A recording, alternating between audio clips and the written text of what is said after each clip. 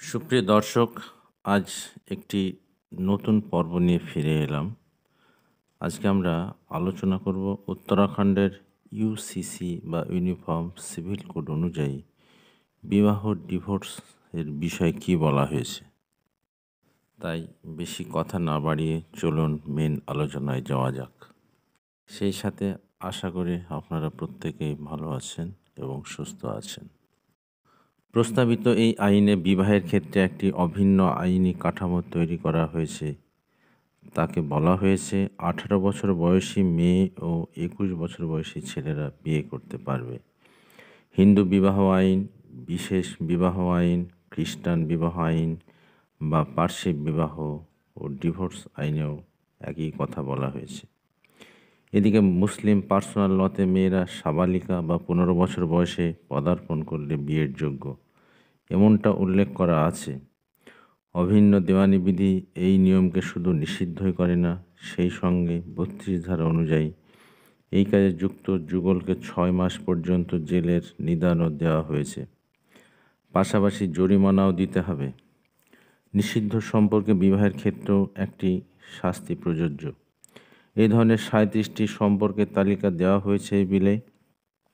বড় কনের মধ্যে রক্তের সম্পর্ক থাকলে তা নিষিদ্ধ বিবাহ বলে গণ্য করা হবে।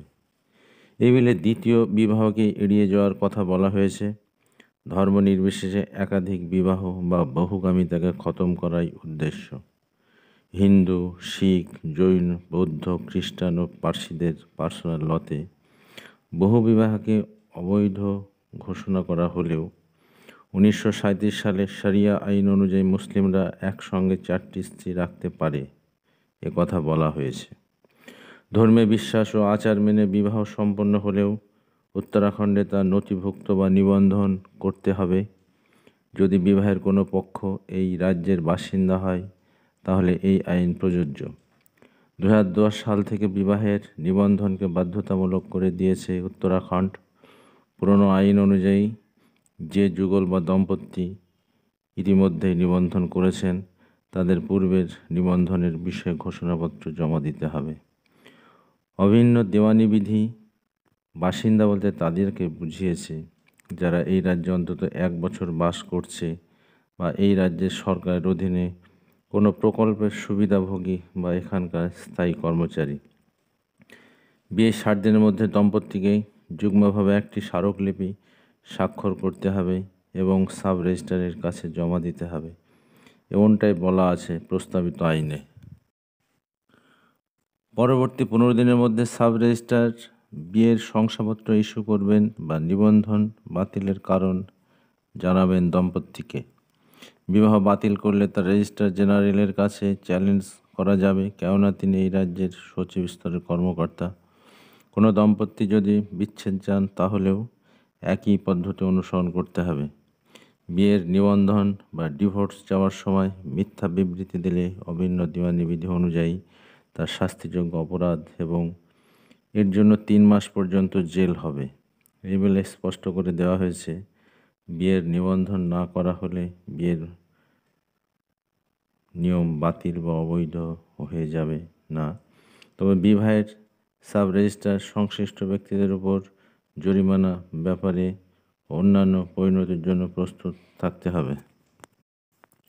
অভিন্ন দেওয়ানি বিধি আরও জানিয়েছে কোনো বিবাহ কেবলমাত্র আদালতের নির্দেশেই বাতিল হতে পারে। এর ফলে মুসলিম পার্সোনাল লতে অনুমোদিত তালাক প্রথাকে অবৈধ ঘোষণা করা হয়েছে। সকল প্রকার বিচার বিভাগ বহির্ভূত ডিভোর্সকে, যেমন তালাকে হাসান, তালাকে আসান, তালাকে তাফিজ ও খোলা, অবৈধ বলে চিহ্নিত করা হয়েছে এই বিলে। অথচ বিভিন্ন ধরনের তালাক মুসলিম পার্সোনাল লতে অনুমোদন দেওয়া হয়েছে। ইউসিসি বা অভিন্ন দেওয়ানি বিধির 32 ধারায় বলা আছে আদালতের নির্দেশনামা ছাড়া ডিভোর্স করা হলে 3 বছর পর্যন্ত জেল ও জরিমানা হতে পারে।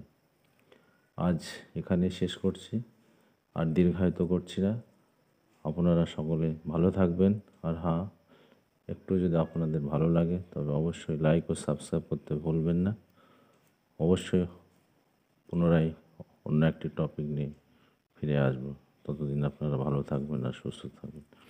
আর হ্যাঁ, ভিডিওটি দেখার জন্য ধন্যবাদ।